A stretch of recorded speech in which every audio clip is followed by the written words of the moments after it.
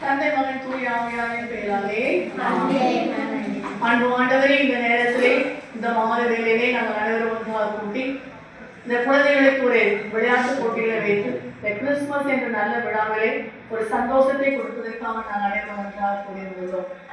ஆண்டவரே, இந்த குழந்தைகள் அனைவரும் உங்களுடைய குழந்தைகள். குழந்தைகள் என்பது இறைவனுக்கு சொந்தம்.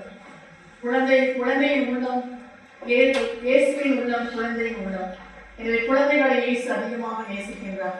ஏனென்றால் குழந்தைகள் தவறு சூழற்றவர்கள், பொய் பேச மாட்டார்கள், உண்மையை பேசுவார்கள், எப்பொழுதும் நல்ல குணத்தை உள்ளது. ஆனால் இறைவன் எப்பொழுதுமே இறைவனுக்கு குழந்தைகளை ரொம்ப பிடிக்கும்.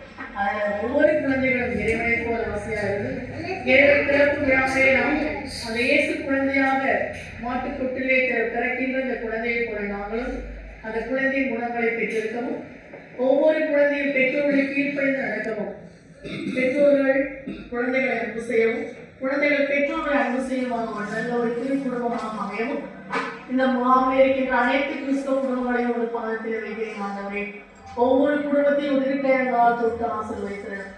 அவர்கள் ஏக்கங்கள் எண்ணங்கள் எல்லாம் நிறைவேற்றினர். அவர்கள் பல மைல் தூரம் கடந்து இந்த இந்தியாவுக்கு வந்தாலும் வருகின்ற எல்லா துன்பங்களையும் சகித்துக் கொண்டிருக்கிறார்கள். ஆண்டவரே, ஒருவரே அவருக்கு ஆறுதலும் தேர்தலுமாக இருக்கிறார் என்று நான் அனைவரும் அவர்கள் விசுவசிக்கின்றார்கள்.